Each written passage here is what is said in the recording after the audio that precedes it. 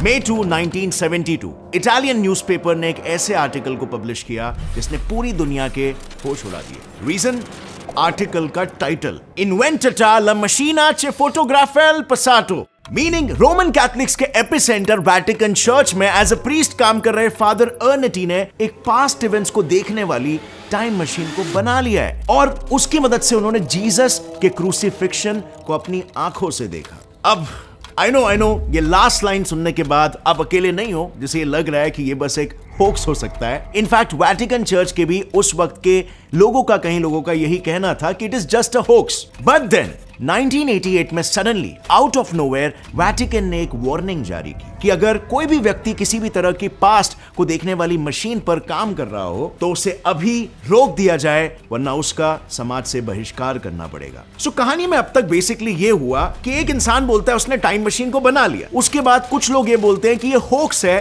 और फिर उसके 16 साल की चुप्पी के बाद अचानक से वही समुदाय के लोग वार्निंग जारी करने लगते हैं कि अगर आप इस चीज पर काम कर रहे हो तो तुरंत रोक दो। आखिर इन चेंजेस के पीछे की स्टैंस की वजह क्या थी? वेल, इन बयानों के चेंजेस के पीछे की असली वजह सिर्फ वैटिकन नहीं बल्कि उस टाइम के कई और प्रोमिनेंट थिंकर्स की तरफ भी जाता है, क्योंकि उन दिनों Marcello Pellegrino Ernetti, also known as Father Ernetti, ने अपने उस क्रोनोवाइजर नाम की टाइम मशीन की इन्वेंशन में देश विदेश के 12 प्रोमिनेंट वैज्ञानिकों के इन्वॉल्वमेंट के बारे में बताया था। और उनमें से अगर मैं सिर्फ 2 का जिक्र करूं तो उनके बिना आज शायद हम स्टीम इंजन के एज में होते। इतने वो ज्यादा प्रोमिनेंट थे और इतना बड़ा उनका योगदान रहा है अब तक। एक वैज्ञानिक थे दुनिया का पहला न्यूक्लियर रिएक्टर शिकागो पाइल 1 बनाने वाले इटालियन अमेरिकन फिजिसिस्ट और Nobel prize winner Enrico Fermi, और दूसरे थे फादर ऑफ रॉकेट साइंस कहे जाने वाले ex Nazi German American aerospace engineer Wernher von Braun. अब अगर इस इंफॉर्मेशन पर भरोसा किया जाए तो सीरियसली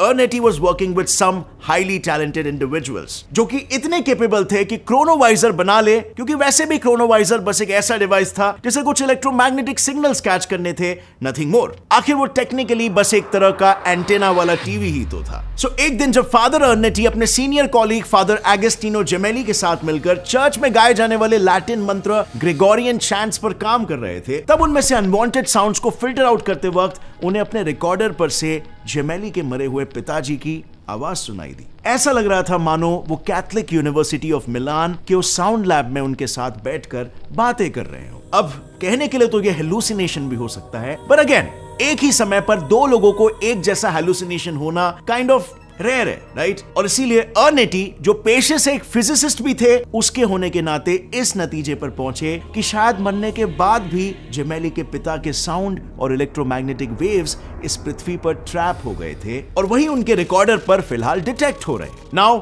आप खुद भी ये समझ सकते हो कि अगर ये सच है तो ये कितना बड़ा ब्रेक थ्रू है। अगर अर्नेटी की थियरी सही है तो ये अपने आप में एक सबूत है कि उन्होंने एक लेजिट क्रोनोवाइजर भी इजाद किया था, क्योंकि कॉन्सेप्चुअली क्रोनोवाइजर क्या करता है, वो बस एनवायरनमेंट में ट्रैप हुए पास्ट के साउंड और इलेक्ट्रोमैग्नेटिक वेव्स को 2 मेटल एंटेनास के जरिए कैच करता है और फिर उसी डेटा को ऑडियो वीडियो फॉर्मेट में स्क्रीन पर प्रोजेक्ट करता है। Simple mechanism, nothing much. But एक सेकेंड, क्या फिर ऐसे में क्रोनोवाइजर को टाइम मशीन कहना सही भी है? I mean, ठीक है, उसकी मदद से हम पास्ट में झांक सकते हैं, पर ये तो एक साधारण मिरर भी कर सकता है ना। जिस हिसाब से लाइट आपसे मिरर और फिर मिरर से आपकी आंखों तक पहुंचने में टाइम लेती है, आप भी तो मिरर में अपनी जो इमेज देखते हो वो टेक्निकली आपकी कुछ मिलीसेकंड्स पुरानी इमेज होती है, राइट? अब एक मिरर को हम टाइम मशीन थोड़ी ना कहते हैं। असली टाइम मशीन तो वो होगी जो आइंस्टाइन की थियरी ऑफ रिलेटिविटी की मदद से टाइम ट्रैवल करा सके, क्योंकि आइंस्टाइन की थियरी अभी तक हमें टाइम को बहुत ही अच्छे से समझने में मदद करती है। आइंस्टाइन ने जब थियरी ऑफ रिलेटिविटी प्रपोज की थी तो उसी के अंदर उन्होंने एक टाइम डायलेशन के भी कॉन्सेप्ट को ऐड किया था, व्हिच बेसिकली मेंट कि हर किसी के लिए समय अलग अलग स्पीड से चलता है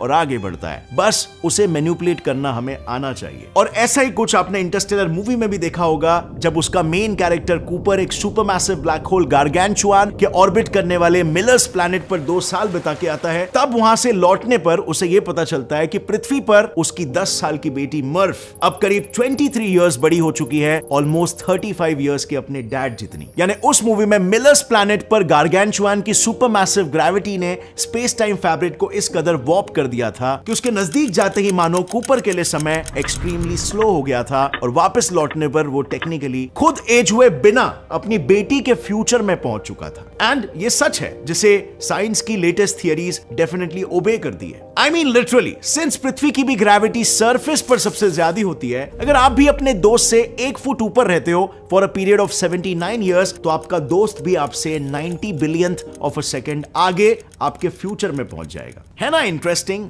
वेल, एग्जैक्टली नॉट, क्योंकि relativity is quite confusing actually. अब यहां पर जितने भी मेरे लॉयल सब्सक्राइबर्स हैं, आप लोग ये कहोगे कि गौरव, तुमने तो कई वीडियोस में ये कहा है कि आईएसएस पर रहने वाले लोग हमसे यंग होते हैं, क्योंकि वहां पर पृथ्वी के कंपैरिजन में उनके लिए टाइम थोड़ा सा स्लो गुजर रहा होता है। और अब तुम कह रहे हो कि ग्राउंड पर रहने वाले इंसान यंग रहते हैं, तो सच क्या है, ग्राउंड पर रहने वाले लोग या हाइट पर रहने वाले लोग? वेल, स्पेशल रिलेटिविटी ये कहती है, बहुत ही ध्यान से समझना, जब आप लाइट स्पीड के कंपेरेबल स्पीड से स्पेस डिमेंशन में आगे बढ़ते हो, तो उसे कॉम्पेंसेट करने के लिए टाइम डिमेंशन में आपकी स्पीड घटने लगती है और आप बाकियों के मुकाबले स्लो एज करते हो, जिसकी वजह से आपके जीते जी अब बाकियों के फ्यूचर इवेंट्स को अपनी आंखों के सामने घटते हुए विटनेस कर पाते हो। अब इसका क्या मतलब बनता है? वेल, बस इतना कि सिंस कॉस्मोलॉजिकल स्केल पर 408 किलोमीटर्स इज नॉट टू फार, सो इतने ऊपर मौजूद आईएसएस के एस्ट्रोनॉट्स और हमारे बीच ग्रेविटी का difference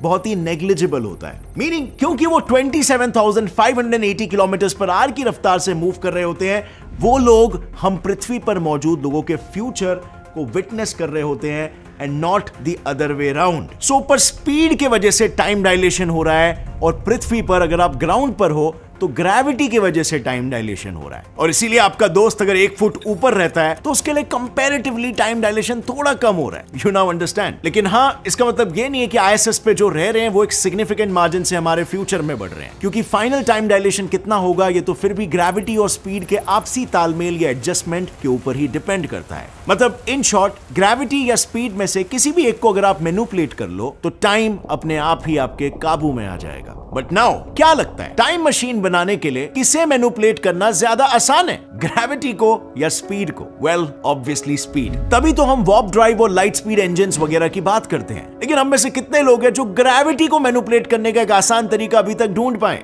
well, none except physicist Ron Mallett. Ron Mallett महज 10 साल के थे जब हार्ट अटैक से उनके पिता चल बसे। अब क्योंकि रॉन उस वक्त बहुत छोटे थे, उन्हें लगता था कि उनके पिता को हार्ट अटैक अपने सिगरेट शराब के नशे की वजह से आया था। नाउ आप खुद इमेजिन करो, ऐसे में आप क्या चाहोगे? ऑब्वियसली इफ यू कैन, आप चाहोगे कि किसी तरह पास्ट में जाकर अपने पिता को नशा करने से रोक पाओ। और बस यही प्लान रॉन का भी था, और इसी गोल के साथ उन्होंने आइंस्टाइन की थियरी ऑफ रिलेटिविटी पर पीएचडी कर लिया ताकि वो एक टाइम मशीन बना पाए। उनका मानना था कि एक थियरी ऑफ रिलेटिविटी है जो सटीकता से स्पेस और टाइम को जोड़ सकती है, और इस थियरी के अनुसार अगर आप ग्रेविटी की मदद से स्पेस को बेंड करते हो तो स्ट्रेट पाथ के बजाय आपको एक कर्व्ड एंड देयरफॉर एक स्ट्रेच्ड पाथ से गुजरना पड़ेगा। अब जाहिर है, ऐसे पाथ पर लाइट स्पीड से ट्रैवल करने के बावजूद भी आपको कंपैरेटिवली ज्यादा डिस्टेंस ट्रैवल करना पड़ेगा। सो ऐसे में जब आप स्पेस में ज्यादा ट्रैवल कर रहे हो तो फिर टाइम में आपके साथ क्या होगा? Yes, you guessed it right. Time आपके लिए अपने आप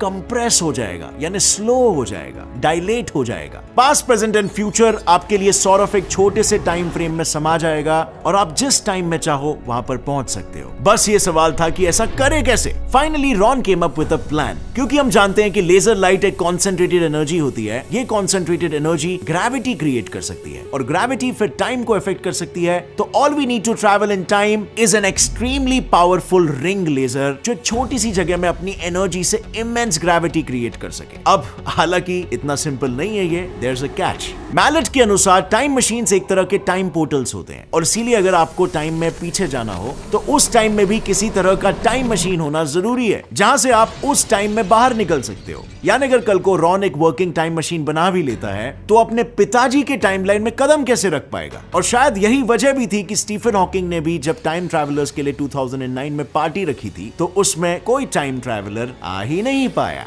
यानी हम कह सकते हैं कि it is sort of a rule कि आप पास्ट में उस टाइमलाइन के पार नहीं जा सकते जिस टाइमलाइन में पहला टाइम मशीन बना था। इस रूल को तोड़ने वाला अब तक एक ही बंदा पैदा हुआ है, जिसका नाम है माइक मार्कम। साल 1995 जो कि मेरा बर्थ ईयर है, उसमें एक 21 साल का अमेरिकन स्टूडेंट माइक मार्कम किसी जेकब लैडर नाम के इलेक्ट्रिक डिवाइस पर काम कर रहा था। इस डिवाइस में बेसिकली पावरफुल लेजर्स की मदद से दो मेटल पोल्स के बीच की हवा को इलेक्ट्रिकली कंडक्टिव बनाया जाता है ताकि उन पोल्स के बीच एक कंटीन्यूअस इलेक्ट्रिक आर्क क्रिएट हो सके। अब ये डिवाइस तो काफी ऑर्डिनरी था, लेकिन माइक ने उसमें भी कुछ एक्स्ट्रॉर्डिनरी चीज नोटिस की। उसने ये देखा कि दोनों पोल्स के बीच एक इनविजिबल हीट सिग्नेचर डिटेक्ट हो रहा है जो किसी बवंडर के शेप में है। जब उस वोर्टेक्स को जांचने के लिए माइक ने उसमें एक स्क्रू को प्लेस किया तो ही सॉ कि वो स्क्रू आधे सेकंड से भी कम समय में वहां से गायब होके कुछ फीट दूर प्रकट हुआ। As if उस डिस्टेंस को कवर करने के लिए जितना टाइम लगना चाहिए था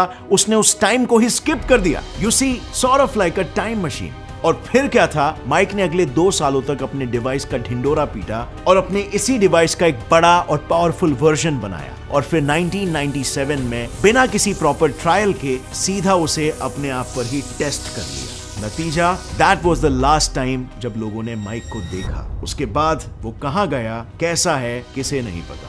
Until माइक के गायब होने के कुछ ही दिन बाद 8 बेल रेडियो शो पर आउट ऑफ नोवेयर एक स्ट्रेंज कॉल आता है और वो लोगों को 1930 में मिली एक मिस्टीरियस लाश का हिंट देता है। एक्चुअली 1930 में पुलिस को कैलिफोर्निया बीच पर एक स्ट्रेंज लाश मिलती है, जिसका शरीर कुछ कुचला हुआ सा था, मगर उसके हाथ में एक सेलफोन जैसा कोई डिवाइस था। लेकिन 1930 में सेलफोन ये कैसे पॉसिबल हो सकता है?